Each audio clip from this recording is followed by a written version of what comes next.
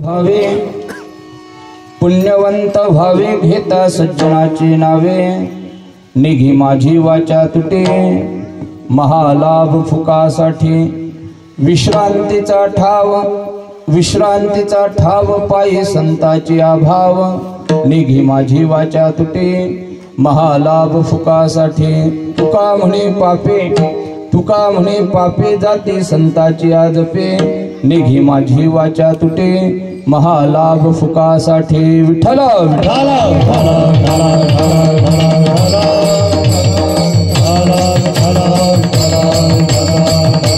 महायोग पीठे तटे भीमरथ्याम वरम पुंडरीकाय धातु मुनींद्रहि समागत्य तिष्ठन्त महानंद कंदम परब्रह्मलिंगम भजी पांडुरंगा करू प्रथमा नमः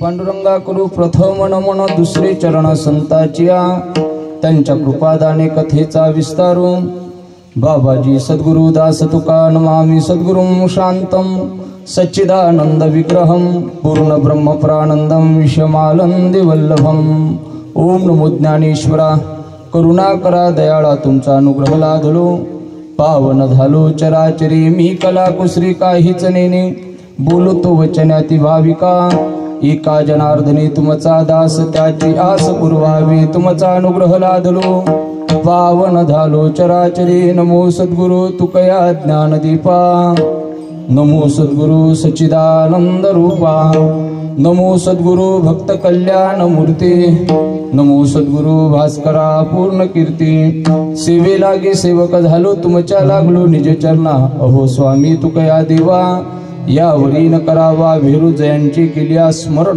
होय सकळ विद्यांचे अधिकरण तेचे वंदो श्री चरण श्री गुरूंचे ते नमस्कारोनी आता मस्तक हे पायावरी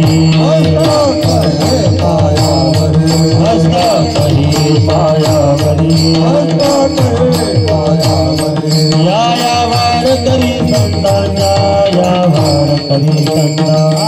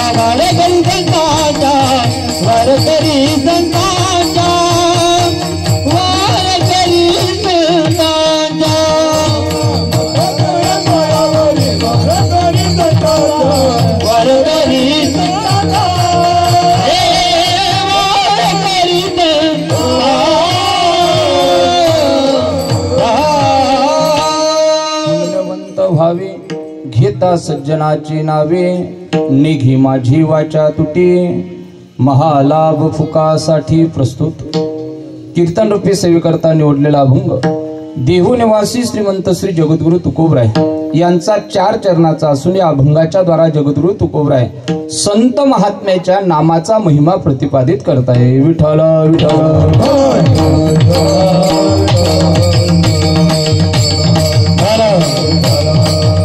अभंगाचा शब्दार्थ असा आहे, जगद्गुरु तुकोबराय म्हणतात जसं सामर्थ्य देवाच्या नामचिंतनामध्ये आहे, जे सामर्थ्य देवाच्या नामचिंतनाने तुम्हाला प्राप्त होते ते सामर्थ्य संताच्या नावाने सुद्धा प्राप्त होते। पुण्यवंत व्हावे घेता सज्जनाचे नावे। सज्जन शब्दाचा अर्थ आहे संत। भगवंताच्या नावाने जसं पुण्य मिळते तसं संत महात्म्यांच्या नावाने सुद्धा तुम्हाला काय मिळते, पुण्य त्या ठिकाणी प्राप्त होते। ते नामचिंतन घडण्याकरता तुकोबराय बोलताय, निघे माझी वाचा तुटी महालाभ फुकासाठी। देवाच्या नावाने लाभाची प्राप्ती होते तर संताच्या नामचिंतनाने महालाभाची प्राप्ती होते, म्हणून ते नामचिंतन आम्ही मुखाने कधीच बंद पडू देणार नाही। कुणाचं? संत महात्म्यांचं। काय मिळते हो महाराज संताच्या नामचिंतनाने? तुकोबरायांनी त्याचं उत्तर अभंगाच्या 3ऱ्या चरणामध्ये दिलेलं आहे। जगाला ज्या सुखाची गरज आहे, जगाला ज्या विश्रांतीची गरज आहे, ते सुखनाम विश्रांती जर आम्हाला कुठं मिळत असेल तर ती संत महात्म्यांच्या पायाजवळ आहे। विश्रांतीचा ठाव पायी संताची भाव संत महात्म्यांच्या चरणाच्या जवळ। एका साधकाने तुकोबरायांना प्रश्न विचारला, महाराज संताच्या नावाने पुण्य मिळते, संताच्या नावाने महालाभ मिळतोय, संताच्या नावाने विश्रांती सुद्धा जीवाला प्राप्त होते, पण आमच्या जीवनामध्ये कळत न कळत एखादं पाप सुद्धा घडलेलं आहे, दोष सुद्धा घडलेला आहे। त्या पापाच्या शालनाकरता काय करायचं? तुकोबराय म्हणता काळजी करू नका, जसं देवाच्या नावाने पुण्यही मिळते पापही जाते तसं संताच्या नावाने घडलेलं पाप सुद्धा नष्ट झाल्याशिवाय राहत नाही। तुका म्हणे पापे जाती संताची जपी। विठ्ठल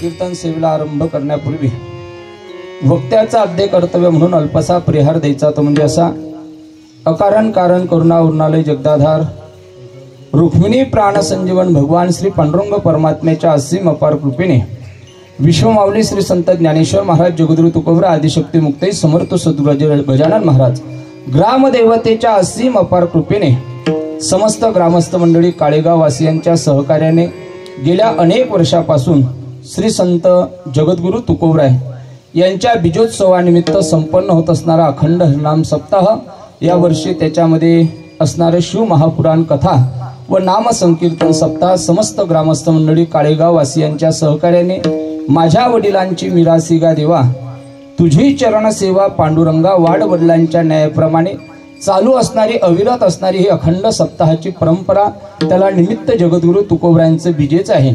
आणि यावर्षी दुग्ध शंकरा योग म्हणजे माझ्या जगद्गुरु तुकोबरायांचा 375वा या ठिकाणी असणारा हा वैकुंठ गमन सोहळा त्या ठिकाणी आहे। हे विशेष महाराज त्या ठिकाणी महाराष्ट्रामध्ये आहे, आपल्या परिसरामध्ये नाही। पण तुम्ही जर मोबाईल बघितले किंवा यूट्यूबला जर पाहिलं तर सध्या देहू आणि देहू परिसरामध्ये सगळ्यात मोठा महाराष्ट्रामध्ये जर उत्सव कोणता चालू असेल तर तो जगद्गुरु तुकोबरायचा चालू आहे। विठ्ठल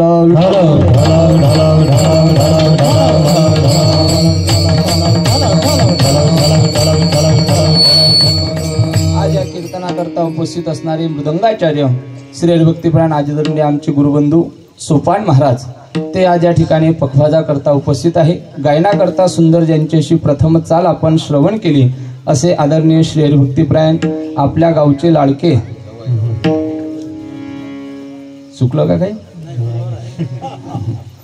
तुमचे चेहरे सांगून राहिले, मागचा अधिक महिना केला नाही तुम्ही त्यांचा। श्री हरिभक्तीपरायण लक्ष्मण बाबा मास्कर काटी आणि त्यांना साथ संगत करण्याकरता आमचे मित्र आदरणीय श्री हरिभक्तीपरायण वसंत बाबा तांगडे ते सुद्धा उपस्थित आहे। परिसरातील सर्व गायनाचार्य महाराज मंडळी, आपल्या गावातील सर्व टाळकरी महाराज मंडळी, विनेकरी बाबा आणि हे बालगोपाळ मंडळी, पोरं गावातले का दोन्ही आपल्या मुलं मुली दोन्ही बाजूचे.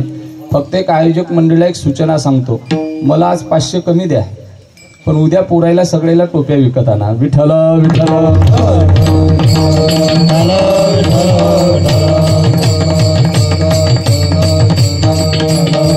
विनोदाचा भाग सोडून द्या, आपल्या गावचं भूषण आहे. उद्याच्या आपला विजेचा सोहळा तुम्ही राहाल नका राहाल, पण विजेचा उत्सव आपल्या वाडवडिलांनी चालू ठेवला, आपणही चालू ठेवतो. पण भविष्यात सुद्धा जगद्गुरु तुकोबरायची बीज आपल्या काळेगाव मध्ये संपन्न व्हावी असं वाटत असेल तर नेतृत्व कोणाच्या हाती द्यावं लागेल? या मुलांच्या हाती द्यावं लागेल ना. मग या मुलांनी कीर्तनामध्ये येऊन टाळ वाजवले पाहिजे. चुकला तरी चालेल, पावली चुकली तरी चालेल, पण पोरं कीर्तनात आले पाहिजे आणि ते आले पाहिजे. पण जशी आपली संप्रदायाची चौकट आहे ते आपण नियम त्यांच्याकरता दिले पाहिजे. म्हणून सर्व मुलांकरता धन्यवाद आहे, त्यांच्या आई वडिलांना सुद्धा धन्यवाद. धन्य माता पिता दयाची. कारण कीर्तनामध्ये सध्याच्या युगामध्ये पोरायला आईने जर जेवणाकरता ताट वाढलं तर पोरग म्हणता आई मोबाईल देशील तर जेवण नाही, तर मोबाईल शिवाय जेवण सुद्धा न करणारे पोरं त्या मोबाईलचा आणि टीव्हीचा त्याग करून जर हरी कीर्तनामध्ये 2 तास उभे राहत असतील तर खऱ्या अर्थाने त्या आई वडिलाची पुण्य आहे. विठ्ठल.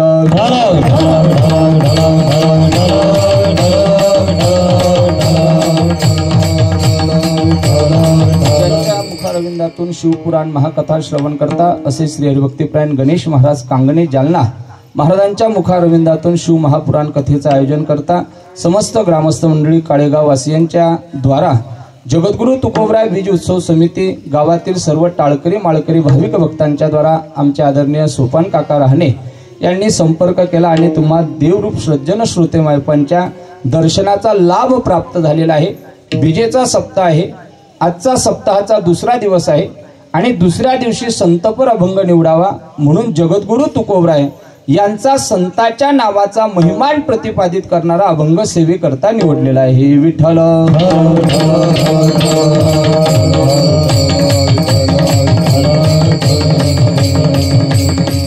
तुकोबराय बोलताय, पुण्यवंत व्हावे घेता सज्जनाचे नावे.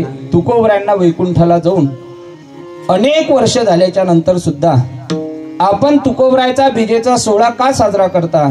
जगतामध्ये महाराज आपले वडील गेल्याच्या नंतर आपल्या आजोबाची सुद्धा वर्ष श्राद्धाची तिथी आपल्या लक्षात राहत नाही, पण जगद्गुरु तुकोबरायला अवताराला 400 वर्ष होऊन सुद्धा आपण त्यांचा बीजेचा सोहळा साजरा का करतो? तर त्याच्या पाठीमागचं सर्वात मोठं कारण आहे जगद्गुरु तुकोबराय स्वतः करता जगले नाही, स्वतःच्या प्रपंचाकरता जगले नाही, तर संसार रूपी संबंध प्रपंच सुखी व्हावा याच्याकरता जो संत महात्मा अवतारित झाला तो वारकरी संप्रदायाचे कलशस्थान माझे जगद्गुरु तुकोबराय आहे. म्हणून त्यांचा बीजेचा सोहळा आहे. एक बीजेचा सोहळा आहे म्हणून 2-4 कारण सांगतो, अभंगामध्ये प्रवेश करतो. दादा थोडा आवाज जर मोकळा होईल तर फक्त बघा. आज जगद्गुरु तुकोबरायांना बीजेचा सोहळा असताना महत्वाचा दिवस काय आहे तर त्याचे 2-3 कारण सांगतो. आज आपल्या वारकरी संप्रदायाच्या नियमाप्रमाणे वैष्णवांचा व्रत म्हणजे काय आहे? एकादशी आहे. एकादशी हा वारकऱ्यांचा असणारा व्रत आहे. आम्हा व्रत एकादशी दररोज महिन्याला येणाऱ्या 2 एकादशी आहे, दर 15 दिवसाला येणारी एकादशी आहे. पण आजची एकादशी का विशेष आहे तर त्याचं कारण तुकोबरायची बीज आहे. तुम्ही म्हणाल महाराज बीजेला तर अनेक बरेच दिवस टाइम आहे, मग आजची एकादशी महत्वाची का आहे तर याचं कारण असं आहे, जेव्हा जगद्गुरु तुकोबराय फाल्गुन वद्य द्वितीयेला वैकुंठ गमन बीजेच्या दिवशी करता, त्या दिवशी घेण्याकरता आलेला भगवान परमात्मा देहूमध्ये कोणत्या दिवशी आला? कोणत्या दिवशी आला? दशमीच्या दिवशी देव त्या ठिकाणी आलेले आहे. आपण तुकोबरायचं चरित्र ऐका, वाचा. दशमीच्या दिवशी भगवान परमात्मा पहिला आले हरी, जो अभंग आहे ना, इंद्रायणीच्या पलीकडल्या काठाला भगवान परमात्मा जगद्गुरु तुकोबरायला त्या ठिकाणी दिसता. तो दशमीचा दिवस कालचा होता. आजच्या एकादशीच्या पूर्व संध्येला पहाटेच्या वेळेला देहू गावातील सर्व लोकांना तुकोबराय सांगायला सुरुवात करता, मला वैकुंठाला जाण्याकरता, मला वैकुंठाला नेण्याकरता जगाचा मालक भगवान विष्णू परमात्मा आलेला आहे आणि मी आज मात्र त्या ठिकाणी वैकुंठाकरता जाणार आहे. देव आलेले आहे आणि भगवान परमात्मा म्हणतात चला तुकोबराय माझ्यासोबत तुला वैकुंठा करता निघायचं आहे. तेव्हा जगद्गुरु तुकोबराय म्हणता देवा आज मात्र मी तुमच्या बरोबर येऊ शकत नाही. काय येऊ शकत नाही? आज तर आमचा वारकऱ्यांचा एकादशीचा दिवस आहे आणि एकादशीचा आमचा नियम आहे. माझ्या वडिलांची मिरासिगा देवा तुकोबरायचा अभंग आहे. आपलं जीवनचरित्र तुकोबरायांनी एका अभंगामध्ये वर्णन केलेलं आहे. तुकोबराय म्हणता माझ्या वाडवडिलांनी ज्या पांडुरंगाची सेवा केली त्याच पांडुरंगाची देहू गावाच्या मंदिरामध्ये एकादशीची कीर्तनाची सेवा कोणाची आहे?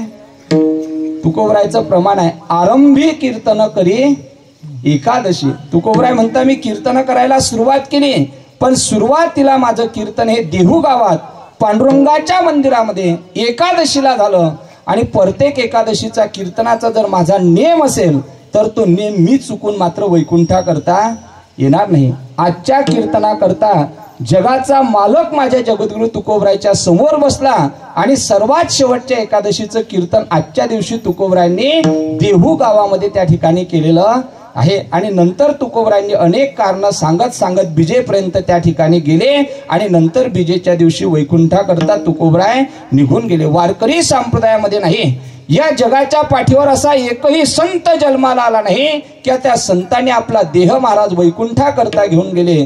जगद्गुरु तुकोबराय एकमेव संत असे आहे. निळोबराय त्याचं वर्णन करता मानव देह घेऊन या निज धामा गेला. वैकुंठा करता जाणारे एकमेव संत जर कोण असतील तर ते जगद्गुरु तुकोबराय. विठ्ठल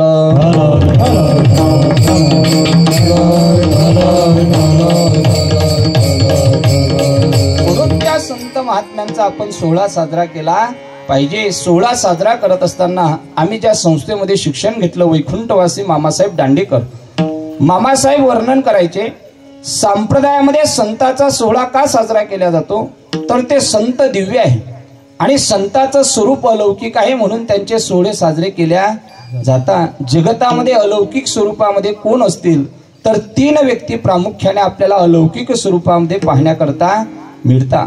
पहिले जगतामध्ये भगवान परमात्मा अलौकिक आहे, दुसरे जगतामध्ये संत महात्म्य अलौकिक आहे आणि तिसरं जगतामध्ये संत महात्म्यांचं आणि भगवंताचं नाम अलौकिक आहे. मामासाहेब दांडेकर सांगायचे संप्रदाय म्हणायचा कशाला, वारकरी परंपरा म्हणायची कशाला, ज्या गावामध्ये ज्या सप्ताहामध्ये 5 गोष्टीचं पालन केल्या जाते आणि अनुकरण केल्या जाते त्यालाच वारकरी संप्रदायाची परंपरा म्हटल्या जाते. नीट गोष्टीला काय लक्ष देऊ नये का.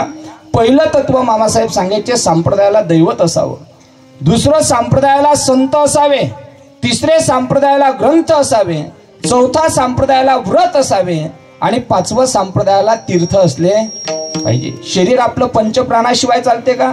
चालू शकत नाही. जसं शरीर पंचप्राणाशिवाय चालत नाही तसा संप्रदाय चालावा असं वाटत असेल तर त्याच्याकरता पंचप्राण सुद्धा अतिशय महत्वाचे आहे. विठ्ठल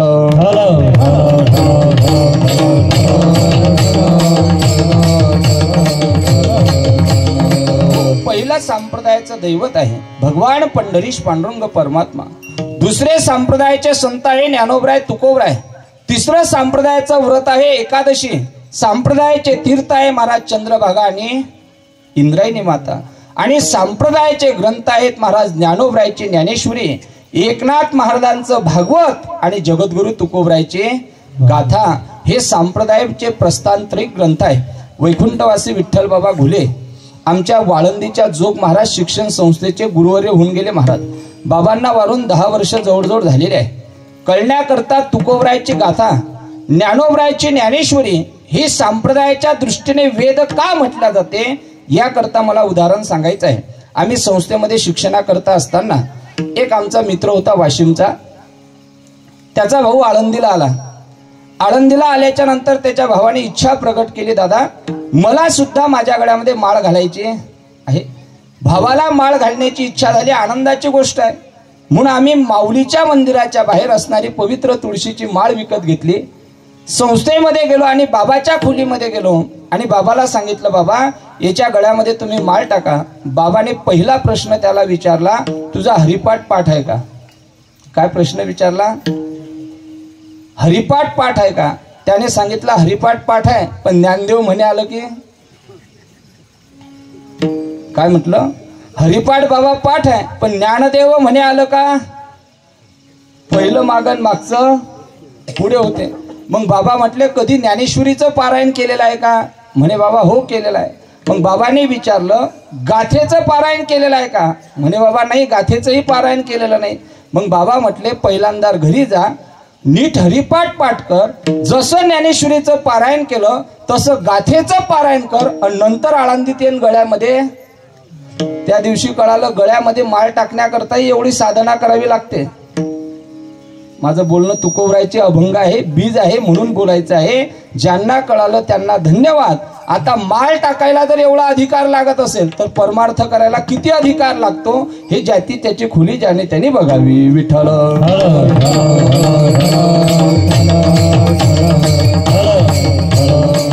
वारकरी संप्रदायामध्ये देव आहे, वारकरी संप्रदायामध्ये संत आहे, ग्रंथ आहे आणि तीर्थ आहे. आणि महत्वाचा वारकरी संप्रदायामध्ये व्रत वैकल्यादी साधना सुद्धा आहे. कोणता व्रत आहे वारकरी संप्रदायाचा? तर तुकोबराय म्हणता आम्हा व्रत एकादशी. आजचा एकादशीचा दिवस आहे.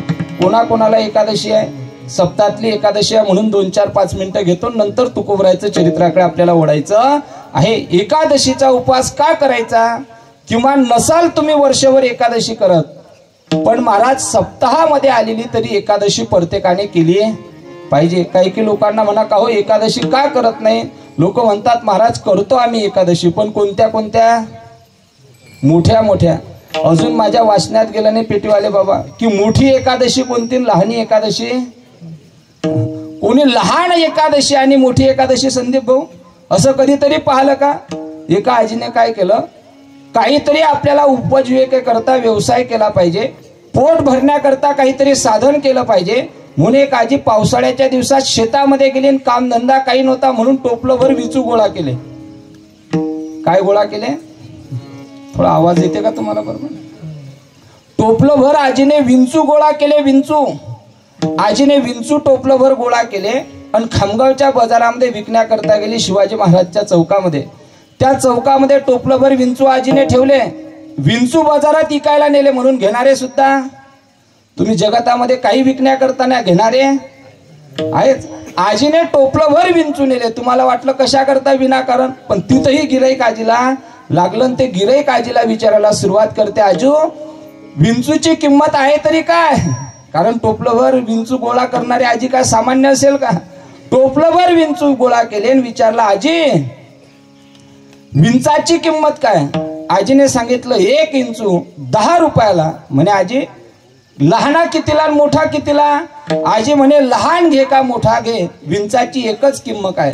म्हणे आजी तुझ्या शेजारी मेथीचे जुडीवाला पोरगा बसलेला आहे, तो मुलगा लहानी जुडी 5 रुपयाला देते, मोठी जुडी 10 रुपयाला देते. मग त्याने जर मोठी जुडी 10 रुपयाला दिली आणि लहानी जुडी 5 रुपयाला दिली तर तुझ्याही टोपलीतला इचू तू मोठा 10ला देते, ठीक आहे, पण लाईना विंचाची किंमत 5 पाहिजे. आजी म्हणे बाबू तुला मेथीची जुडी लहान मोठी दिसते, पण तू माझ्या टोपलीत एकदा हात घाल आणि हात घातल्याच्या नंतर त्याचा असणारा झटका, एकदा दंश पा, एकदा विंचाने दंश मारला का तो लहाना असो का त्रास कसा होते सारखाच होते. महाराज म्हणतात तशी एकादशी आहे, तुम्ही लहानी करा का मोठी करा, फल तुम्हाला सारखंच आहे. विठ्ठल.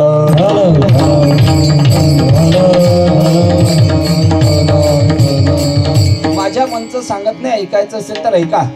तुकोबरायचा विजेच्या दिवशी जसं 12 वाजेपर्यंत उपवास प्रत्येकाने केला पाहिजे असे आमच्या वारकरी शिक्षण संस्थेचे बंडा तात्या कराळकर नेहमी कीर्तनामध्ये वर्णन करतात. विजेच्या दिवशी जोपर्यंत 12 वाजत नाही तुकोबराय वैकुंठा करता जात नाही. प्रत्येक माळकऱ्याने त्या दिवशी गळ्यामध्ये माळ असेल त्या माणसाने उपवास केला पाहिजे. ज्याने वारकरी संप्रदायाचं पायकत्व स्वीकारलेलं आहे त्या माणसाने. एकादशीच्या दिवशी जर आपण अन्नाचं सेवन केलं तर काय फल मिळते? महाराज म्हणता एकादशीच्या दिवशी जो माणूस अन्न खाईल तो अन्न खात नाही, त्याने खाल्लेलं अन्न हे श्वान विष्ठेप्रमाणे असते, श्वान विष्ठेप्रमाणे. मग कोणी म्हणेल महाराज आम्ही जर एकादशीच्या दिवशी खरोखर अन्नाचं भक्षण केलं तर आम्हाला त्याची हानी काय होणार? महाराज म्हणतात ज्या माणसाने एकादशीच्या दिवशी अन्नाचं सेवन केलं त्या माणसाला पुढचा जन्म माणसाचा भेटत नाही, तर त्या माणसाला पुढचा जन्म शुकराचा जन्माला यावं. शुकर म्हणजे कोण? आपल्या मक्यात घुसते, आपल्या हरभऱ्याला त्रास देते, गावाच्या बाहेरच्या गटारीमध्ये लोळते, त्याला काय म्हणता? डुक्कर. डुक्कर पोरायच्या लगेच लक्षात आलं. मावशा हो, बऱ्याच गावामध्ये कथे करता कीर्तना करता गेल्याच्या नंतर बाबा घरामध्ये या महिला मंडळी एकादशीचा उपवास करता, पण एकादशी धरता, कथेला येता, कीर्तनाला येता, पण त्या घरामध्ये गेल्याच्या नंतर त्या महिला मंडळी स्वयंपाक करताना दिसतात. मग आपण म्हणा, मावशी तुम्ही कथेला येता, कीर्तनाला येता, एकादशी सुद्धा धरता, मग स्वयंपाक आहे कोणा करता? ते मावशी म्हणते, महाराज मला एकादशी आहे, पण त्यांना कोणाला बोलत जा बा तुम्ही. मावशी म्हणते, महाराज मला एकादशी आहे, पण त्यांना. पोरो तुम्हाला त्यांना समजते काय रे? समजते काय? बरं आहे. तुला ते समजते काय रे? ते चांगलं आहे. पोरायला तेही समजते आणि हे बी चांगला आहे. हुशार पोर आहे राजा. विठ्ठल.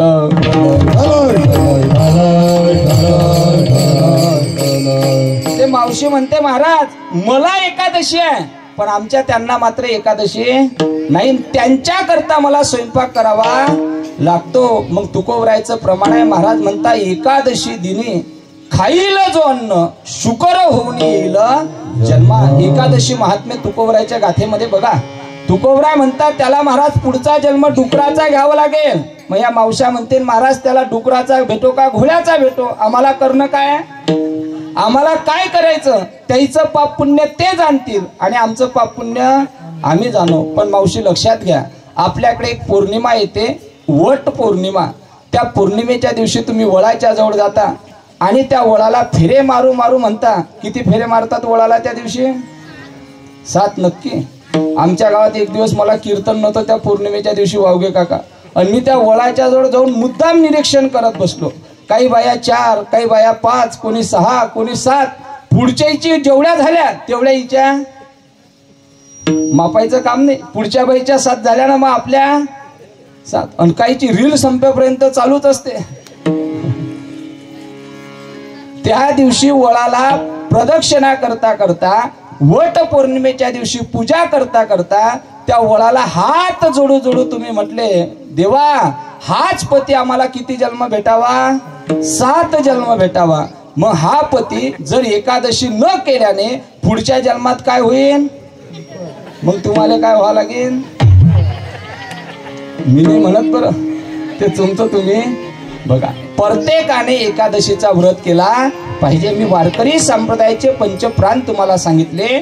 वारकरी संप्रदायामध्ये दैवत आहे, वारकरी संप्रदायामध्ये संत आहे, वारकरी संप्रदायामध्ये ग्रंथ आहे, वारकरी संप्रदायामध्ये तीर्थ आहे आणि वारकरी संप्रदायामध्ये व्रत वैकल्यादी साधन आहे. म्हणून वारकरी संप्रदायाची दैवता आणि वारकरी संप्रदायाचे संत या जगाच्या पाठीवर अलौकिक आहे. विठ्ठल.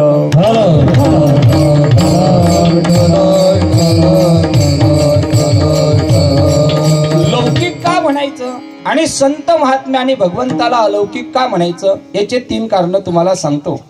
जगतामध्ये संतही जगाला कळत नाही आणि भगवंतही जगाला कळत नाही, म्हणून देव आणि संत जगतामध्ये अलौकिक आहे. दुसरं कारण, पंचतत्वामध्ये ही जी जीवसृष्टी तयार झाली, या पंचतत्वापेक्षा श्रेष्ठ जर जीवन कोणाचं असेल तर ते भगवंताचं आहे आणि दुसरं संत महात्म्यांचं आहे.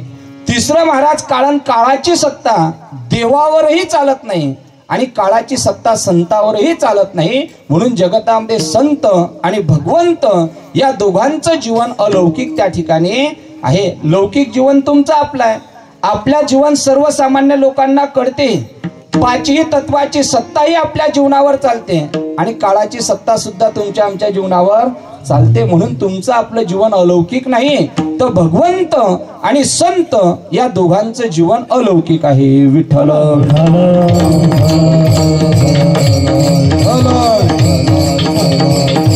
पहिलं कारण, महाराज देव का अलौकिक, तर याचं कारण देवाचं जीवन तुम्हा आम्हाला कळत नाही. देव कळते का हो?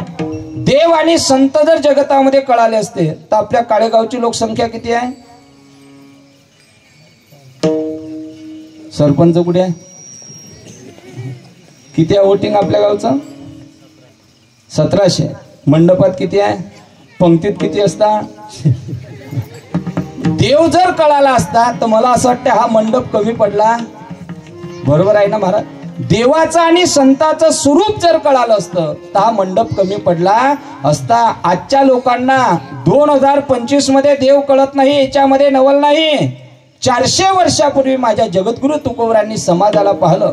या समाजाला सुखाची गरज आहे, सुखाची अपेक्षा आहे आणि सुख देवाशिवाय प्राप्त होऊ शकत नाही. तुकोबरांना विचारलं संसारी जीवाला सुखाची प्राप्ती कशाने होणार?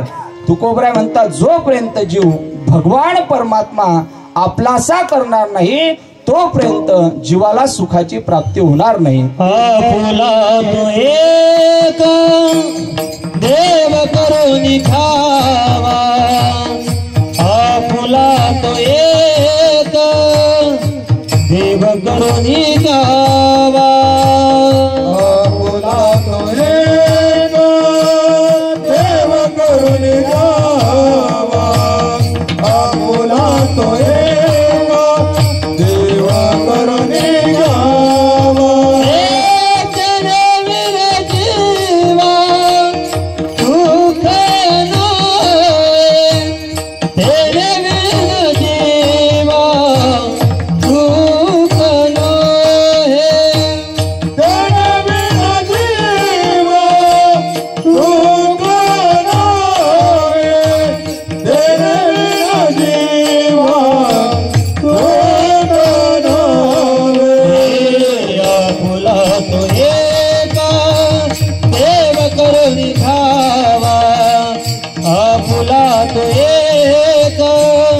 देव करुणी गावा, आपुला तो एक देव करून गावा, आपुला तो एक देव करून गावा, देव करुणी गावा. तुकोबरायला विचारा महाराज जीवाला सुख कशाने प्राप्त होणार? तुकोबरायांनी उत्तर दिलं तेने विन जीवा सुख नाही. कशाने देवाला सुखाची प्राप्ती होणार जीवाला? महाराज म्हणता आपुला तो एक देव करून घ्यावा आणि तेने विन जीवा सुख नाही. त्याच्याशिवाय जीवाला सुखाची प्राप्ती होणार नाही. मग दुःखामध्ये बुडलेल्या समाजाला तुकोबरायांनी पाहिलं आणि तुकोबराय त्या दुःखरूपी असणाऱ्या समाजामध्ये फिरू लागले आणि फिरता फिरता दुःखरूपी समाजाला तुकोबराय बोलू लागले बाबा तुम्हाला जर सुखाची प्राप्ती व्हावी असं वाटत असेल तर तुम्हाला देव आपलासा करावा लागेल. संसारी लोकांनी सांगितलं महाराज देव आपलासा करावा लागेल पण देवाकडे जाण्याकरता आम्हाला वेळ मात्र नाही. लोकांना विचारा का हो कथेला काय येत नाही, कीर्तनाला काय येत नाही? कोणी म्हणते हरभरा सोंग्याचा राहिला, कोणी म्हणते गहू काळ्याचा राहिला. या काळात नाही त्या काळात तुकोबरायला लोकांनी कारण सांगितले महाराज देवाकडे येण्याकरता आम्हाला वेळ नाही. तेव्हा तुकोबरायांनी पाहिलं जीवाला अपेक्षा सुखाची आहे पण जीवाला देवाकडे येण्याकरता वेळ नाही. तेव्हा मंदिरामध्ये असणारा सुखरूप भगवान परमात्मा तुकोबरायांनी आपल्या डोक्यावरती घेतला आणि जगामध्ये गावामध्ये गल्लोगल्लीमध्ये तुकोबराय फिरू लागले आणि गल्लीतल्या प्रत्येक लोकाला म्हणू लागले बाबा देवाशिवाय जर जगतामध्ये सुखाची प्राप्ती होत नसेल तर मंदिरामध्ये असणारा देव मी तुमच्यापर्यंत त्या ठिकाणी आणलेला आहे. देव घ्या कोणी, देव घ्या कोणी, आयता मी तुमच्यापर्यंत दारापर्यंत आणला. पण जगातील लोकांनी तुकोबरायला काय उत्तर दिलं महाराज? देव न लगे, देव न लगे. तेव्हा तुकोबरायांना वाटलं बाबा लोकांना देवाकडे येण्याकरता वेळ नाही पण मी मंदिरातला देव जर दारापर्यंत आणला तर आता दारात आलेला देव तर लोकांनी घेतला पाहिजे ना.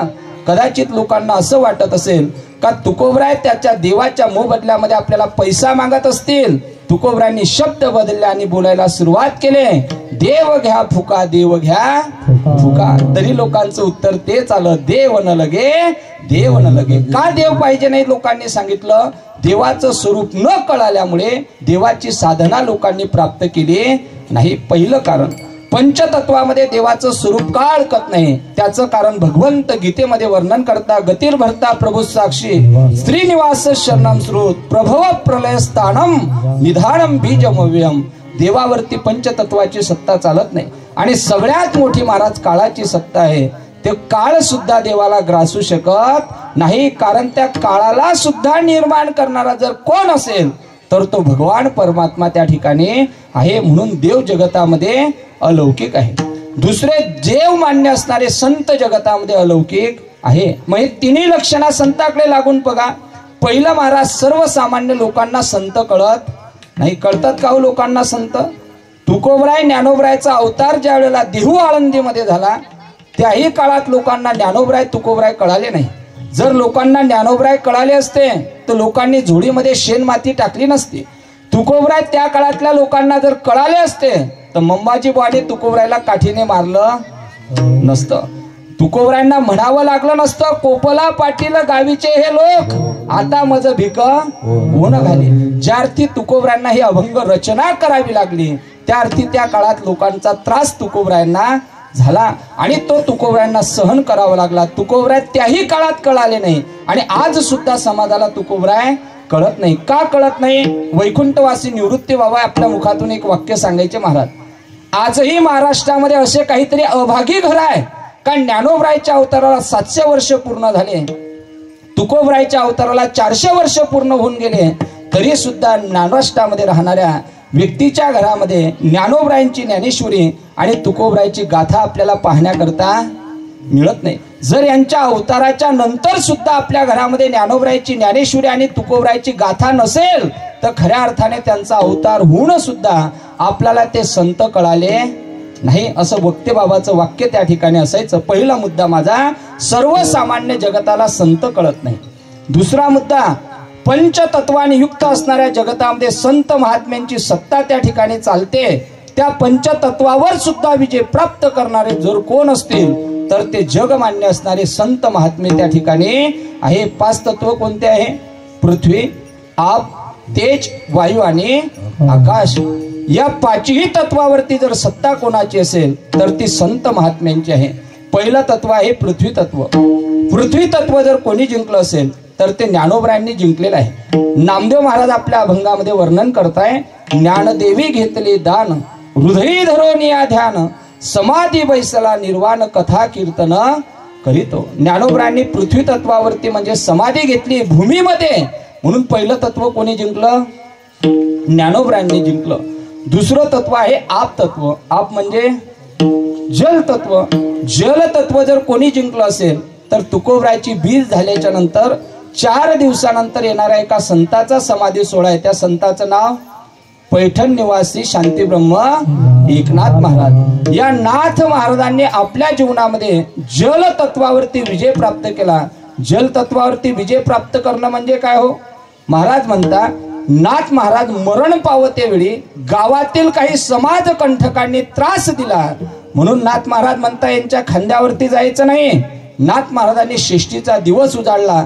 पवित्र वाहणारी गोदावरी गंगा मैया पाहिली, गंगेमध्ये स्नान करण्याच्या निमित्ताने गेले आणि त्याच्यामध्ये कमरे एवढ्या छात्या एवढ्या पाण्यापर्यंत गेले आणि नाथ महाराज त्या जल स्वरूपामध्ये आपलं शरीर बनवून टाकलं. म्हणून नाथाची समाधी कशी आहे?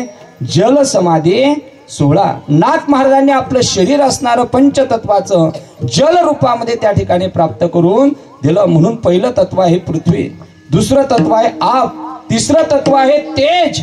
आणि तेज तत्वावरती जर कोणी विजय प्राप्त केला असेल तर आपल्या परिसराचं दैवत आदिशक्ती मुक्ताई. आपलं शरीर मुक्ताईने कुठं समर्पित केलं तर महाराज म्हणतात, निरंजनी वीज कडाडली जेव्हा, त्यावेळेला आदिशक्ती मुक्ताई काय झाल्या? गुप्त झाल्या. तिसरं स्वरूप आहे महाराज तेज. चौथा आहे वायू तत्व. वायू तत्वामध्ये आपलं शरीर जर कोणी विलीन केलं असेल तर ते संत कबीर महाराजांनी केलेलं आहे. कबीर महाराज आपलं शरीर वायू रूपामध्ये विलीन करता. कसं करता? 1-2 मिनिटाची कथा आहे का. कबीर महाराज मुस्लिम समाजामध्ये जन्माला आलेले होते. मुस्लिम समाजाच्या नियमाप्रमाणे कबीर महाराज मरण पावले. एका बाजूने हिंदू समाज आहे, एका बाजूने मुस्लिम समाज आहे. हिंदू समाज म्हणतो आमच्या संस्कृतीनुसार मरण पावलेल्या व्यक्तीला अग्निसंस्कार द्यावे लागतील. मुस्लिम समाज म्हणतो कबीर महाराज जन्माला मुस्लिम समाजामध्ये आले म्हणून आमची संस्कृती आम्हाला शिकवते मरण पावलेल्या माणसाला दफन करावं लागेल. हिंदू मुस्लिमांमध्ये वाद सुरू झाला. मध्यभागी कबीर महाराजांचं प्लेट ठेवलेलं आहे, अंगावरती पांढरं वस्त्र आहे आणि पांढरं वस्त्र असताना कबीर महाराजांचा एक शिष्य अंत्यदर्शन घेण्याकरता कबीर महाराजांचा आला आणि समाजातील लोकांना बोलू लागला, महाराज तुमचा हिंदूचाही वाद बाजूला जाऊ द्या, मुस्लिमांचाही वाद बाजूला जाऊ द्या, कबीर महाराज माझे गुरु होते, माझ्या गुरुचं मला अंत्यदर्शन घ्यायचं आहे म्हणून अंत्यदर्शन घेण्याकरता असणारं प्रेत, त्याच्यावर असणारं पांढरं वस्त्र काढलं तर प्रेत त्या ठिकाणी शिल्लक नव्हतं. समोर त्या ठिकाणी तुळशी उगवलेल्या दिसल्या. शरीर गेलं कुठं? महाराज म्हणता वायू स्वरूपामध्ये विलीन झालं. आणि पाचवं तत्व आहे आकाश तत्व. हे आकाश तत्व जर कोणी जिंकलं असेल तर आज ज्या जगद्गुरु तुकोबरायची बीज आहे त्या तुकोबरायांनी आकाश तत्वाला गवसणी घातली. म्हणून जगद्गुरु तुकोबरायच्या बाबतीत म्हटलं जाते अणुपेक्षाही सूक्ष्म आणि आकाशापेक्षा जर व्यापक कोणाचं रूप असेल तर ते माझ्या जगद्गुरु तुकोबरायचं आहे. अनुरेणू या थोकडा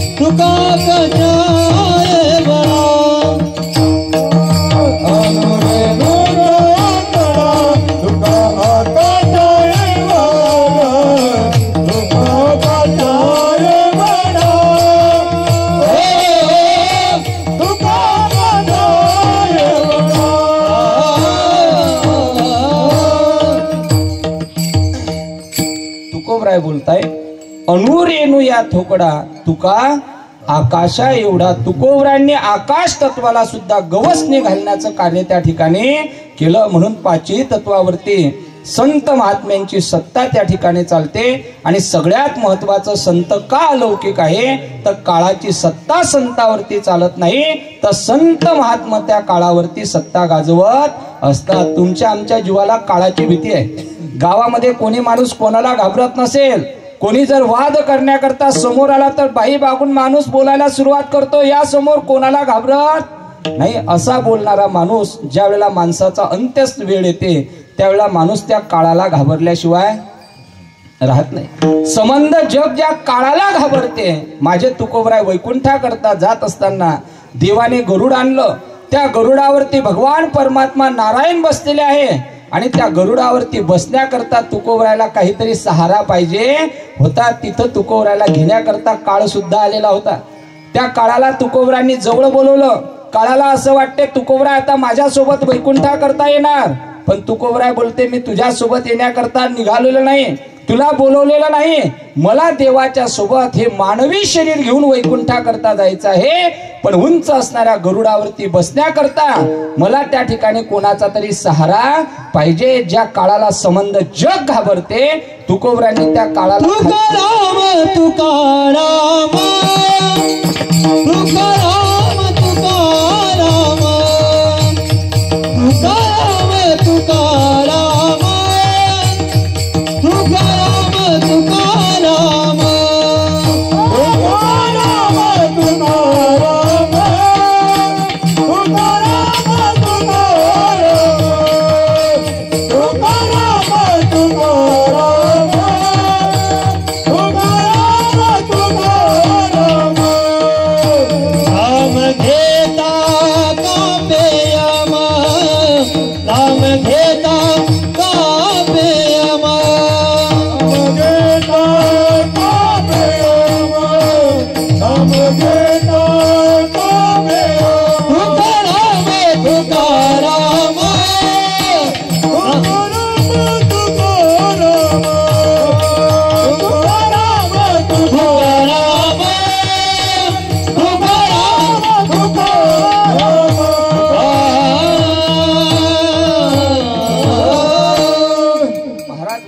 तुकोबरायच्या नावामध्ये एवढं सामर्थ्य आहे.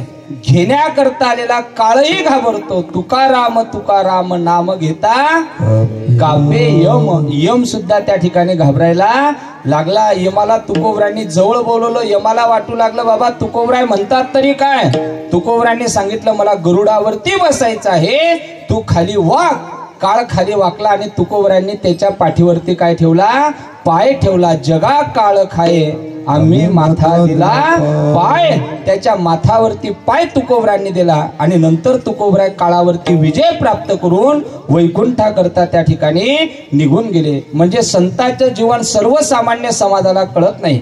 पंचतत्वामध्ये संतांचं जीवन अटकल्या जात नाही. आणि सगळ्यात मोठी ख्याती म्हणजे काळाची सत्ता ही संतांच्या जीवनावरती चालत नाही. मग तुकोबराय म्हणता असं जगतामध्ये श्रेष्ठ असणारं तत्व जे भगवंताचं आहे तेच श्रेष्ठ तत्व संतांचं सुद्धा आहे. जे सामर्थ्य देवामध्ये आहे तेच सामर्थ्य संतांमध्ये आहे. जे सामर्थ्य देवाच्या नावामध्ये आहे तेच सामर्थ्य संतांच्या नावामध्ये सुद्धा आहे. अभंगाचं प्रथम चरण. पुण्यवंत व्हावे, पुण्यवंत व्हावे, पुण्यवंत व्हावे, पुण्यवंत व्हावे, पुण्यवंत व्हावे, पुण्यवंत व्हावे, पुण्यवंत पुण्यवंत व्हावे, पुण्यवंत व्हावे, पुण्यवंत व्हावे, पुण्यवंत व्हावे,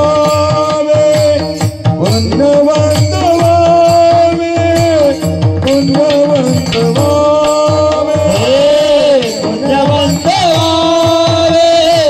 पुण्यवंत व्हावे,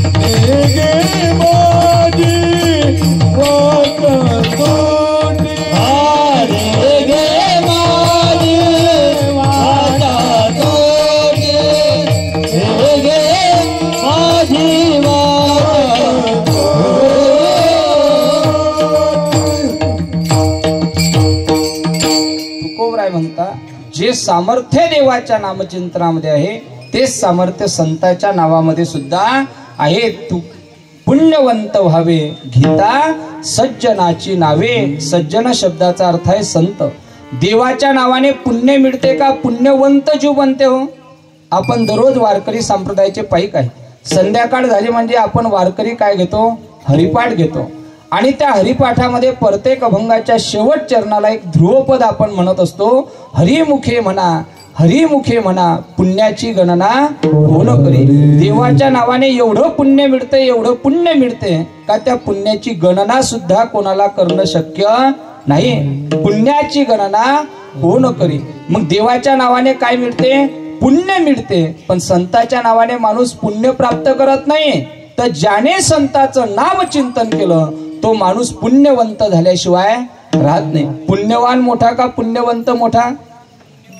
पुण्यवान मोठा. म्हणून संतांच्या नावाने माणूस पुण्यवान त्या ठिकाणी बनतो. हे संतांच्या नावाचं श्रेष्ठत्व त्या ठिकाणी आहे. म्हणून तुकोबराय म्हणतात जसं आपण देवाचं नामचिंतन घेतो तसं प्रत्येकाने संतांचं नामचिंतन सुद्धा घेतलं पाहिजे. अजून संतांच्या नामचिंतनाची सुलभता सांगू का तुम्हाला? देवाच्या नावाने पुण्य मिळते पण त्याच्याकरता आपल्याला सायास करावे लागतात. काय सायास करावे लागतात? ज्ञानोबरायचंच आताचं प्रमाण पुन्हा आठवा. देवाच्या नावाने हरी हरी म्हटल्याने पुण्य मिळते पण त्याच्याकरता पुण्य मिळण्याकरता काय म्हणावं लागते? हरिमुखे म्हणा, हरिमुखे म्हणा. मुखाने काय म्हणावं लागते? हरी हरी म्हणावं लागते. तेव्हा काय मिळते? पुण्य मिळते. पण संतांच्या नामचिंतनाने मिळणारं पुण्य तुम्हाला सायास करण्याची गरज नाही. मुखाने संत संतही म्हणायचं काम नाही. तुकाराम तुकारामही म्हणायचं काम नाही. ज्ञानोबा माऊलीही म्हणायचं काम नाही. फक्त बसल्या जागेवरती तुम्ही संतांचं स्मरण करा. तुमच्या जीवनामध्ये पुण्याची प्राप्ती झाल्याशिवाय राहणार नाही. तया आठविता महापुण्य राशी. कोणाचं स्मरण केल्याने? महाराज वर्णन करता अलंकापुरी पुण्यभूमी पवित्र तिथे नांदतो आणि तया आठविता महापुण्य राशी. संतांचं मुखाने गायन केल्याने पुण्य मिळत नाही, पण संतांचं तुम्ही स्मरण जरी केलं तरी जीवनामध्ये पुण्याची प्राप्ती झाल्याशिवाय राहत नाही. म्हणून तुकोबराय म्हणता पुण्यवंत व्हावे घेता सज्जनाची नावे. कोणी म्हणेल का हो महाराज, कोण विचारते हो या पुण्याला? जे पुण्य संतांच्या नावाने प्राप्त होते, देवाच्या नावाने प्राप्त होते, त्या पुण्याला कोण विचारते? उद्या जर तुम्हाला खामगावला जाण्याकरता काही काम असेल महत्वाचं, तुम्ही सकाळच्या पहिल्या 7च्या एसटीने खामगाव जाण्याकरता निघाले, एसटीत बसले, कंडक्टर तुमच्याजवळ आला तिकीट मागण्याकरता. तुम्ही सांगितलं 2 दिवस मी शिवपुराण कथा ऐकली, दोन्ही दिवसाचे सप्त्यात कीर्तन ऐकले. कंडक्टर साहेब, तुम्हाला एसटीत बसल्या बसल्या दोन्ही दिवसाचं कथेचं कीर्तनाचं पुण्य घ्या आणि मला खामगावलो. तो म्हणेन तू ढोरपगाव मध्येच उतरून जाय, तुला खामगाव पर्यंत नेता येणार नाही. कारण लौकिक जगतामध्ये धनवानाला महत्व आहे. तुकोबराय म्हणतात ना, धनवंता लागी सर्व मान्यता आहे. जगी एक म्हण आहे आपल्याकडे, पैसा तेरो तीन नाम, परशा परशु परशुराम. संपत्तीवर महत्व आहे जगतामध्ये.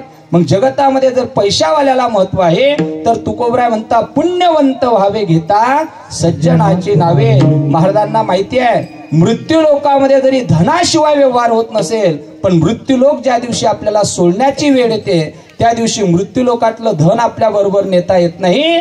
त्या दिवशी आपल्या सोबत जे धन सोबत येते ते धन म्हणजे संतांच्या नामचिंतनाने प्राप्त झालेलं धन आहे. पण आपल्या लौकिक जगतामध्ये कमवलेला पैसा त्याला धन म्हणता, पण देव आणि संतांच्या नामचिंतनाने प्राप्त होणारं धन नाही. तर तुकोबराय म्हणता काय आहे? महाधन आहे. परमार्थ महाधन जोडी देवाचे चरण व्हावया जतन, हेच उपाय लाभाचे. मृत्यू लोकातलं धन तुम्हाला भारतातच उपयोगाला येईल. कोणी जर म्हटलं महाराज मला भारतात राहून राहून कंटाळा आला, तर शेजारी आपला देश आहे दुसरा कोणता? पाकिस्तान. त्या पाकिस्तानामध्ये भारतातलं 500 रुपयाचे बंडल घेऊन जा, तुम्हाला चहा सुद्धा भेटणार. कारण पाकिस्तानचं चलन वेगळं आहे, भारतातलं वेगळं आहे. मग भारतातले पैसे जर महाराज शेजारी देशात चालत नाही तर स्वर्ग लोकात चालेल का? महाराज म्हणतात स्वर्ग लोकापर्यंत नेण्याकरता एकच धन उपयोगाचं आहे, ते धन म्हणजे देव आणि संतांच्या नामचिंतनाने प्राप्त झालेलं कराहरी भक्ती परलोकी येईल कामा. आणि महत्वाचं साधन जर कोणतं करेल तर सोडविल यमापासून. यमापासून सोडवणारी साधना जर कोणती असेल तर ते नामचिंतनाने प्राप्त होते. म्हणून तुकोबराय म्हणता पुण्यवंत व्हावे घेता सज्जनाची नावे. विषय असा आहे, काही लोकांचे नावं घेऊच नाही आणि काहीचे नावं घेतल्याशिवाय राहू नये. तुकोबरायच्या प्रमाणामध्ये अभंगामध्ये अभंग पाहण्याकरता मिळाला. तुकोबराय म्हणता प्रभातेनं घ्यावे माकडाचे नाव. माकड म्हणजे वानर. वानराचं नाव जर सकाळी सकाळी माणूस उठला तर झोपेतून पहिलं नाव वानराचं घ्यायचं. कोणी जर पहिल्या सकाळी झापटीत फोन केला शेतात चक्कर मारणारा जाणारा मक्यामध्ये, काय घुसले तर फोन कधी लावायचा? कारण त्याने पुण्य नाही तर दोष प्राप्त झाल्याशिवाय राहत नाही. एक सुभाषितकार वर्णन करता, घरामध्ये आपल्या ज्येष्ठ पुत्राचं नाव कधी घ्यायचं नाही, पतीने कधी पत्नीचं नाव घ्यायचं नाही, पत्नीने कधी पतीचं नाव त्या ठिकाणी घ्यायचं नाही. त्याने काय मिळते महाराज? घ्यायचं नाही म्हणजे बाया म्हणतील महाराज मग आम्ही उखाणे घेतो. ते पतीचं नाव एकेरी नावाने सहज नाव त्या ठिकाणी उच्चारण करायचं नाही. उखाण्यामध्ये घेतलेलं पवित्रता मानता, पण नाम शब्दाने जर उल्लेख केला तर त्याचा दोष त्या ठिकाणी लागल्याशिवाय राहत नाही. म्हणून काही लोकांचे नावं घेऊच नाही, पण देवाच्या आणि संतांचं नामचिंतन घेतल्याशिवाय राहू नये. म्हणून मी नेहमी सांगत असतो, आपल्या घरामध्ये पोरापुरीचे नावं ठेवत असताना, नातवंडाईचे नावं ठेवत असताना एक तर देवाचं ठेवा नाहीतर संतांचं ठेवा. न जाणो अज्या मेळ्याने पोराचं नारायणाचं नाव घेतलं, देवाचं घेतलं का मुलाचं घेतलं? मुलाचं घेतलं. पण त्याचा परिणाम घेण्याकरता अंतकाळाच्या वेळेला विष्णूचे दूत त्या ठिकाणी आले. न जाणो आपल्याही मुला मुलीच्या निमित्ताने आपल्या मुखात अंतकाळाच्या वेळेला देवाचं किंवा संतांचं नाम येईल आणि आपल्याला घेण्याकरता सुद्धा भगवान परमात्मा त्या ठिकाणी येणार. पण आताच्या लोकांना देवाचंही नाव आवडत नाही, संतांचंही आवडत नाही. पोराईचं नाव पिंट्यान बबली ठेवतात पा लोक. आता आमचे महाराज म्हणायचे पिंट्या नावाने पुण्य मिळत नाही, बबली नावाने पाप जात नाही, ज्या नावाने पुण्य मिळते ते नाव तुम्ही ठेवा. तुमच्या जीवनामध्ये पुण्य मिळाल्याशिवाय राहत नाही. विठ्ठल नाव आहे. महाराज म्हणता विठ्ठल नावाने पुण्यही मिळते आणि पाप सुद्धा जाते. विठ्ठल म्हणता हरले पदरी आले पुण्य बाप. देवाच्या नावाने पापही जाते आणि पुण्य सुद्धा मिळते. ज्ञानदेव म्हणता माया.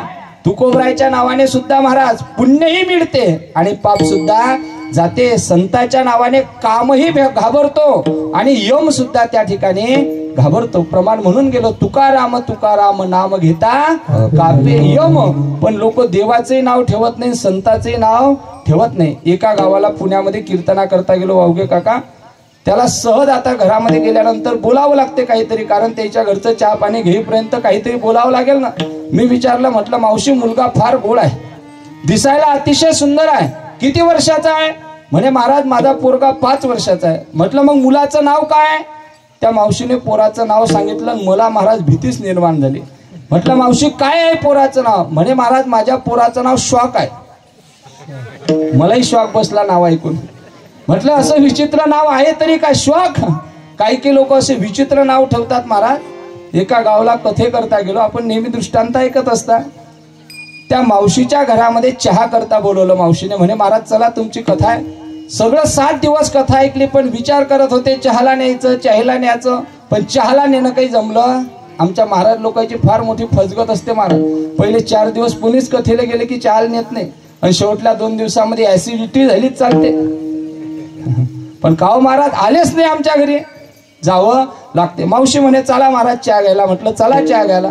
मग त्या मावशीच्या घरात गेलो. मावशीला एकुलती एक मुलगी झाली होती. 9 सायाचा न 50व्या वर्षामध्ये मुलगी घरामध्ये होती आणि आता कौतुक करावं, काहीतरी विचारावं लागेल ना. म्हटलं मावशी घरामध्ये कोणी नाही? नाही म्हणे महाराज पतिदेव खामगावला नोकरीला करता गेलेले आहे, मी एकटी घरामध्ये आहे, मुलगी घरात आहे.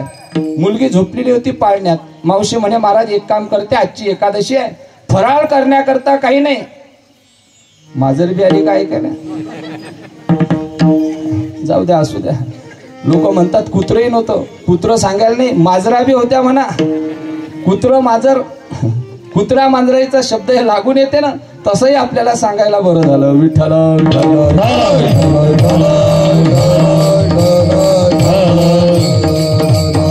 मावशीची पोरगी घरामध्ये झोपलेली होती. मावशी म्हणे महाराज आजची एकादशी आहे, चहा काय करता? मी तुमच्या करता काहीतरी फलाहार घेऊन येते. गाव मोठं होतं. मावशी फळं आणण्याकरता गेली. पण म्हटलं मावशी घरामध्ये आम्ही महाराज मंडळी 2-3 आहे, तुझी मुलगी पाळण्यात झोपलेली आहे. जर पाळण्यात झोपलेली पोरगी उठली तर काहीतरी नाव घ्यावं लागेल ना. म्हटलं तुझ्या पोरीचं नाव काय आहे? म्हणे महाराज माझ्या पोरीचं नाव आहे फजिती. काय?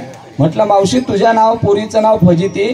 तू जर फळं आणण्याकरता गेली आणि तुझी पोरगी जर उठली तर आमची फजिती केल्याशिवाय त्याच्यापेक्षा जाऊ दे ना. नाही म्हणे महाराज तुम्ही आले, एकादशीचा दिवस आहे, बिगर फळं खाल्ल्याशिवाय मी काही जाऊ देणार नाही. मावशी गेली, फळं आणले, चहा पाणी आटोपला आणि त्या मावशीच्या गावची होती महाराज जत्रा.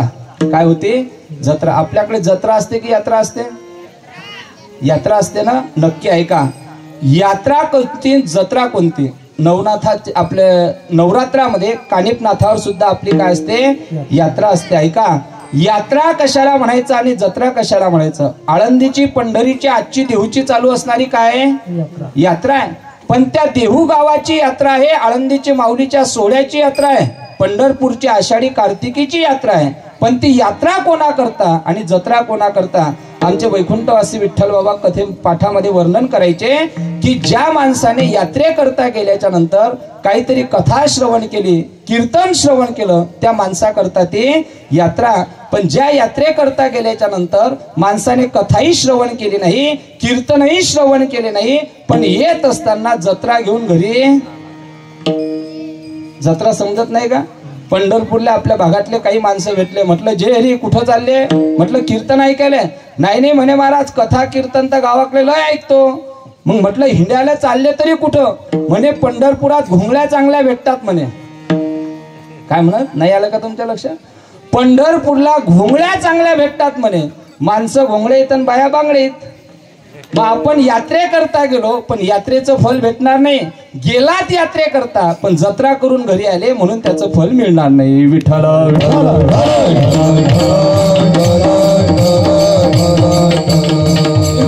गोष्ट सांगत होतो. मावशीच्या पोरीचं नाव काय होतं? मावशी तुम्ही होत्या का? 12 दिले. नाव काय होतं? फजिती. मावशी गेली यात्रेमध्ये महाराज जत्रा करण्याकरता. यात्रा होती पण गेली जत्रा करण्याकरता. मग जत्रा करण्याकरता गेली. अचानक महाराज उन्हाळ्याचे दिवस, चांगली जत्रा त्या ठिकाणी भरली. गर्दीही भरपूर झाली. दुपारची वेळ झाली. जत्रेची गर्दी जशी जशी वाढत गेली तशी मावशी आपल्या पोरगीला घेऊन सुद्धा खरेदी करण्याकरता निघाली. जसे उन्हाळ्याच्या दिवसामध्ये अचानक वावटळ्या येतात की नाही, जोराची महाराज वावटळी आली. पण सगळी जत्रा महाराज घाबरू लागली. तिथं महाराज फुफुटा उडू लागला. जो तो आपला जीव वाचवण्याकरता इकडे तिकडे लहान मुलं पाहू लागले. सोसाट्याचा वारा आला. तेवढ्यामध्ये वारा सुटला आणि मावशीच्या पोरगीने पाहिलं समोर खेळण्याचं. आई महाराज बांगड्या घेत होती आणि पोरीनं पाहिलं समोर खेळण्याचं दुकान. आईचा हात सोडला आणि पोरगी समोरच्या खेळण्याच्या दुकानात गेली. मग लोकांना कल्ला केला आणि मावशीच्या लक्षात आलं वारा उधाण, वावटळी सुटलेली आहे. मावशीने पाहिला आपली पोरगी दिसत नाही.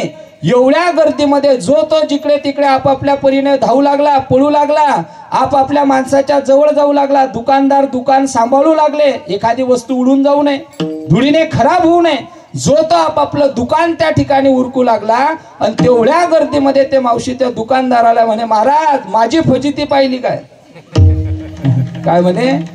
दुकानदार दुकान आपलं खराब होऊ नये, जिलेबी असेल कोणाचं सामान असेल खराब होऊ नये धुळीनं, म्हणून जो तो सामान बांधू लागला, उरकू लागला, त्याचीच फजिती चालू. आणि ते मावशी त्या दुकानदाराला विचारते, दुकानदार दादा माझी फजिती पाहिली का? तर दुकानदार म्हणे, मावशी माहीच तर फजिती चालू आहे, तू कुठून पाहू? असे जर नावं ठेवले तर महाराज म्हणता पुण्य मिळणार नाही. पण तुम्ही ज्ञानोबराय ठेवा, तुकोबराय ठेवा, निवृत्ती ज्ञानदेव, सोपान मुक्ताबाई, कोणत्याही देवाचं ठेवा, कोणत्याही संताचं ठेवा, तुम्हाला जीवनामध्ये पुण्यवान पद प्राप्त झाल्याशिवाय राहणार नाही. म्हणून पुण्यवंत व्हावे घेता सज्जनाची नावे. म्हणजे सज्जनाचं नाव घेत असताना तुकोबराय म्हणता, माझी जीवा जरी गळून पडली तरी मुखाने मी संताचं नाम बंद ठेवणार नाही. अभंगाचं दुसरं चरण. मेघे माझी वाचा तोटी, मेघे माझी वाचा तोटी, मेघे माझी वाचा तोटी, मेघे माझी वाचा तोटी, मेघे माझी वाचा तोटी, मेघे माझी वाचा तोटी, मेघे माझी वाचा तोटी, मेघे माझी वाचा तोटी. महादाब फुकासाठी, महालाभ फुकासाठी, मेघे माझी वाचा तोटी, मेघे माझी वाचा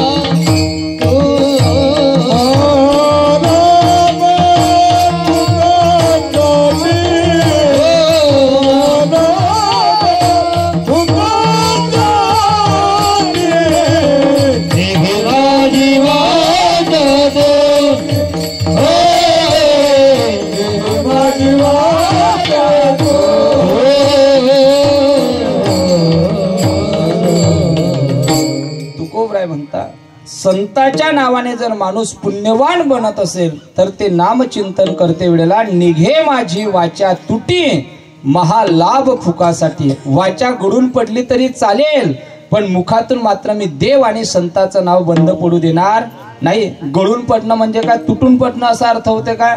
महाराज म्हणतात तसं नाही. आदरणीय आमचे सोपान महाराज पखवाज वाजवण्याकरता आहे. कीर्तन झालं, पखवाज महाराजांनी कीर्तनामध्ये वाजवला आणि एखाद्यानं म्हटलं, महाराज आजची एकादशी आहे, जागराचं भजन आपल्याला करायचं आहे. मग महाराज काय म्हणता, भाऊ थोडा वेळ मला आराम करू द्या, भजनामध्ये मी येतो पण थोडासा आरंभ दुसऱ्याला वाजू द्या. मग गावातले टाळकरी म्हणता, नाही नाही महाराज तुम्ही आल्याशिवाय पखवाज चांगला वाजणार नाही, भजनाला रंगत येणार नाही. मग महाराज म्हणतात कीर्तनात पकवाज वाजू वाजू माझा हात काय झाला, गळून गेला. गळून गेला म्हणजे का तुटून पडला का, तुटून पडला नाही. गळून गेला म्हणजे त्याच्यामध्ये काय आली, क्षीणता आली, त्याला थकवा आला. म्हणून मला आता थोड्या विश्रांतीची गरज आहे. तुकोबराय म्हणतात नामचिंतन करत असताना माझ्या जिभेला थकवा जरी आला तरी माझ्या मुखातून मी नामचिंतन बंद पडू देणार नाही. तुकोबराय म्हणता माझी मज झाली अनावर वाचा आणि छंद या नामाचा घेतला असे. जिव्हा गळून जरी पडली तरी मी मुखाने देव आणि संतांचं नामचिंतन बंद ठेवणार नाही. मेघे माझी वाचा तुटी आणि मिळते काय, महालाभ फुकासाठी. जीवनामध्ये मिळणारा पैसा हा लाभ आहे, परंतु महाराज देव आणि संतांच्या नामचिंतनाने मिळणारं पुण्य हे लाभ नाही तर काय, हे महालाभ त्या ठिकाणी. कळण्याकरता उदाहरण सांगतो. जगतामध्ये मिळणारा पैसा लाभ आणि देवाच्या नामचिंतनाने मिळणारं पुण्य हे महालाभ त्या ठिकाणी आहे. आपल्याला महालाभाला महत्व देतो का लाभाला महत्व देतो? आपण लाभाला महत्व देतो का महालाभाला महत्व देतो? नसेल कळालं तर पुढचे एक उदाहरण तुम्हाला विचारतो. आपल्या गावामध्ये संदीप भाऊ आलेले, त्यांनी सांगितलं महाराज आमच्या गावामध्ये कापसाचा व्यापारी आहे आणि तो व्यापारी म्हणते मला 100 क्विंटल कापूस पाहिजे आणि तोही 10,000 रुपये भावानं पाहिजे. माझं बोलणं आलं का लक्षात? 100 क्विंटल कापूस पाहिजे 10,000 रुपयाचा भाव आणि पैसे सुद्धा नगदी. किती लोक कीर्तनात बसतील? ज्याचा इकेल आहे तो आणि ज्यानं पेरेल नाही. ज्याचा घरात कापूस आहे तो म्हणेन कीर्तन आज नाही तर उद्या ऐकल्या जाईल, पण कापसाचा भाव उद्या भेटणार नाही. म्हणजे लाभ महा ज्या ठिकाणी असेल तो महालाभ सोडून आपण संसारातल्या सामान्य असणाऱ्या लाभाकडे जीव धाव त्या ठिकाणी घेतो. म्हणून देवाचं नामचिंतन करून संतांचं नामचिंतन करून सुद्धा आपल्याला पुण्य मिळत नाही. तुकोबरायांना विचारलं महाराज आम्ही अट्टहासपूर्वक शुद्ध भावने जर देवाचं आणि संतांचं नामचिंतन केलं तर आम्हाला फल काय मिळेल? तुकोबराय म्हणतात सर्वसामान्य जगाला ज्या सुखाची गरज आहे, ज्या विश्रांतीची गरज आहे ते सुखनाम विश्रांती संतांच्या पायाजवळ आहे. अभंगाचं 3रं चरण. विश्रांतीचा टावा, विश्रांतीचा टावा, विश्रांतीचा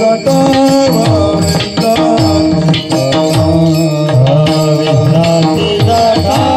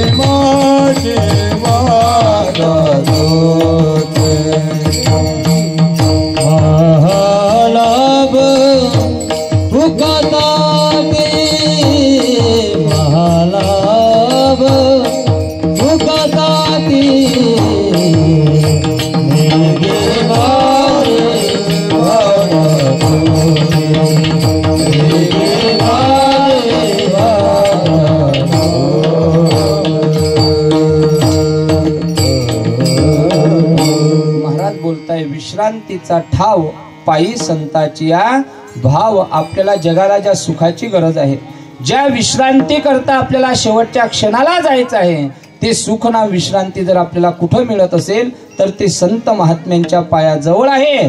तुम्हा मला विश्रांती संतांच्या पायाजवळ मिळते. याच्यामध्ये तुकोबराय म्हणतात काहीच नवल नाही. जगाच्या मालकाला सुद्धा विश्रांती घ्यावीशी वाटली तर ती संतांच्या पायाजवळ मिळते. मग जीवाला काय मिळणार नाही? कळण्याकरता कथा आहे का? आषाढीची वारी संपली.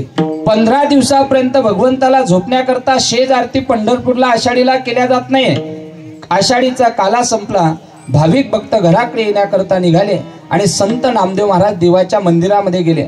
देवाचा चेहरा सुकलेला दिसला. विचारलं देवा का चेहरा पडलेला आहे? सांगितलं नामदेवा 15 दिवस झाले आषाढीची वारी आहे. आषाढीमध्ये भाविक भक्त 24 तास दर्शनाकरता येतात. शेज आरतीने झोपण्याकरता वेळ सुद्धा मला मिळत नाही आणि 15 दिवसाचं जागरण झालं म्हणून थोडासा थकवा आलेला आहे. आता मला विश्रांतीची गरज आहे. नामदेव महाराज म्हणता देवा तुम्हाला झोपण्याकरता आम्ही भक्तांनी शेज घर बनवलेलं आहे, शेज घरामध्ये जा विश्रांती करता. देव म्हटले शेज घरात गेलं तो भक्त मला शोधत येतील, माझी झोप मुडेल. मग नामदेव महाराज म्हणता देवा पंढरपुरामध्ये माझं घर आहे, चला माझ्या घरामध्ये झोपण्याकरता. नामदेव महाराजाला देव म्हणता नामदेवा भक्त तुझ्या घरी येतील आणि दर्शन बारी लावतील, तिथंही माझी विश्रांती मिळू शकणार नाही. मग नामदेव महाराज म्हणता दररोज शेज घरामध्ये झोपणारा देव, दररोज माझ्या घरामध्ये विश्रांती घेणारा देव, आज जर त्या देवाला इथं विश्रांती मिळत नसेल तर त्या देवाची विश्रांती आपण ओळखली पाहिजे. तेव्हा नामदेवरायांनी देवाची खरी विश्रांती ओळखली आणि नामदेव महाराज देवाला म्हणता देवा आता विश्रांती तुम्हाला तुमच्या पंढरपूर क्षेत्रामध्ये मिळणार नाही, तुम्हाला आता सामान्य विश्रांतीची नाही तर खऱ्या जीवाला अपेक्षित असणाऱ्या विश्रांतीची गरज आहे, चला त्या विश्रांती करता मी तुम्हाला घेऊन चालतो. देव म्हणते नामदेवा जायचं तरी कुठं? तेव्हा नामदेव महाराज म्हणता नामा म्हणे देवा चला तयार ठाया आणि विश्रांती घ्यावया कल्पावरी. एक दिवस नाही, एक वर्ष नाही, कल्पच्या कल्प ज्या ठिकाणी विश्रांती मिळते ते ठिकाण आहे तरी कोणतं? महाराज म्हणता आळंदी हे गाव पुण्यभूमी भाव. ज्ञानोबरायच्या समाधीने पुनीत पावन असणारे अलंकापूर नगरी, त्या ठिकाणी जर गेल्यानंतर नामदेव महाराज म्हणतात देवाला विश्रांती मिळत असेल तर त्या देहू आळंदीमध्ये ज्ञानोबराय तुकोबरायच्या सानिध्यामध्ये गेल्याच्या नंतर या जीवाला खऱ्या अर्थाची विश्रांती सुख का प्राप्त होणार नाही? विश्रांती सुख संतांच्या जवळ आहे, पण ते विश्रांती सुख आपल्याला शोधता आलं पाहिजे. जेव्हा सुख विश्रांती आपण शोधाल त्या दिवशी प्रत्येक जीवाला विश्रांती मिळाल्याशिवाय राहणार नाही. साधकाने तुकोबरायांना प्रश्न विचारला, महाराज जीवाला पुण्यही मिळेल, जीवाला विश्रांतीही मिळेल, पण केव्हा? आम्ही संतांचं नामचिंतन केल्याच्या नंतर. पण मागील जन्मामध्ये आमच्याकडून कळत न कळत दोष घडलेला आहे, त्याचं पाप सुद्धा आमच्या पदरामध्ये आहे, त्याचं काय करायचं? तुकोबराय त्याचं उत्तर अभंगाच्या शेवट चरणामध्ये देतो. तुका म्हणे पापे, तुका म्हणे पापे, तुका म्हणे पापे, तुका म्हणे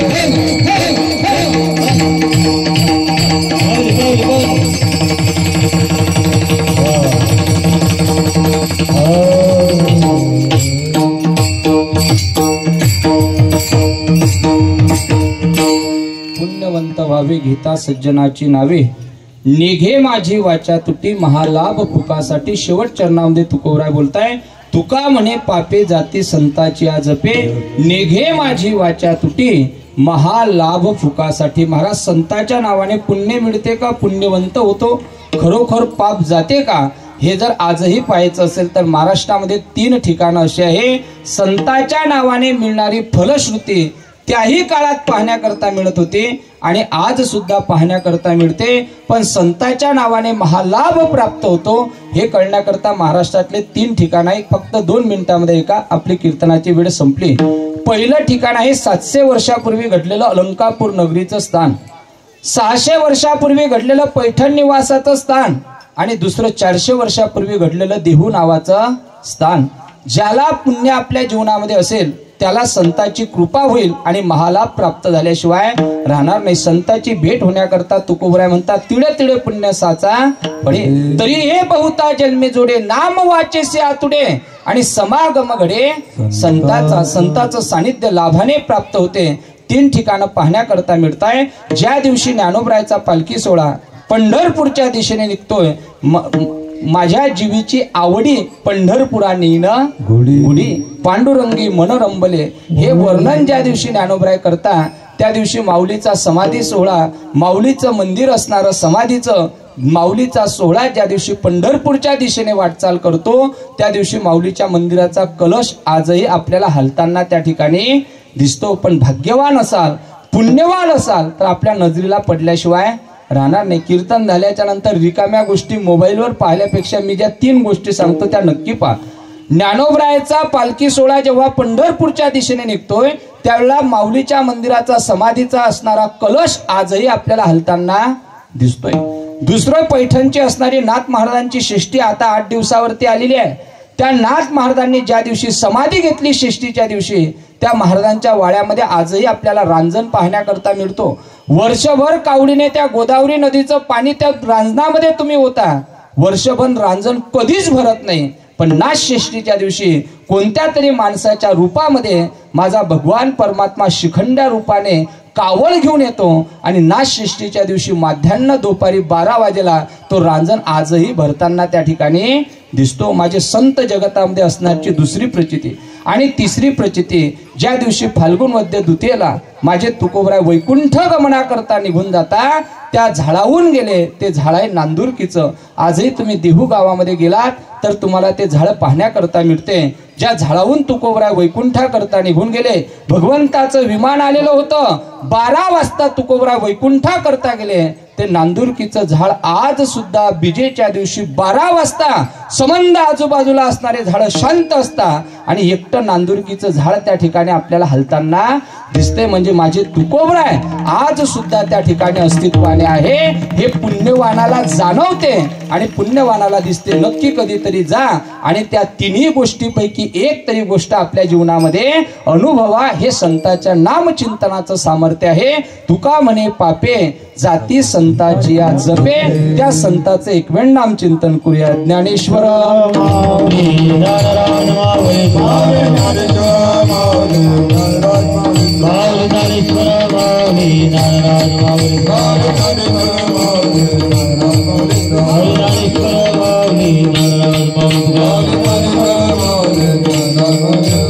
गजानना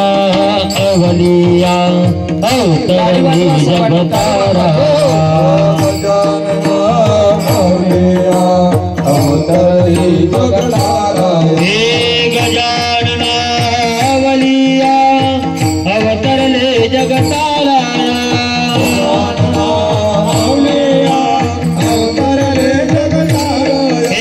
गजानना अवलिया अवतरले जगतारा,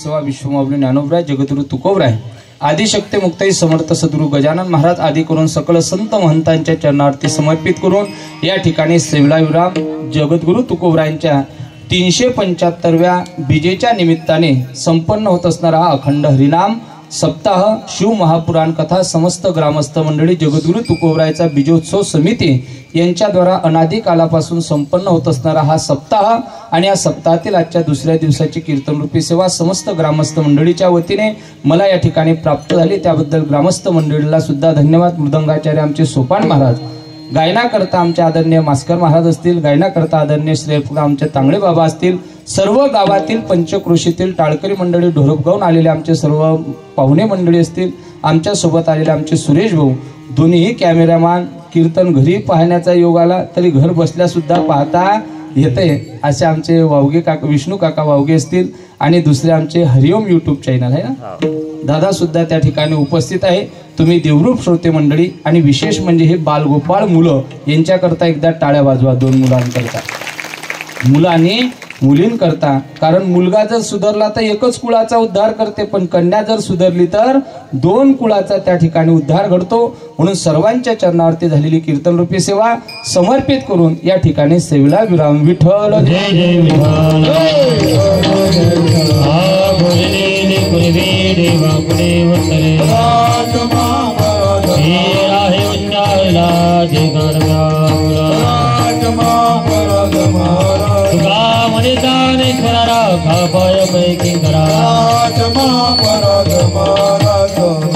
चाल देव तुकाराम तुकाराम तुकाराम पंढरी गवर्नर विठ्ठल ज्ञानदेव पंढरनाथ समर्थ गजानन महाराज की जय।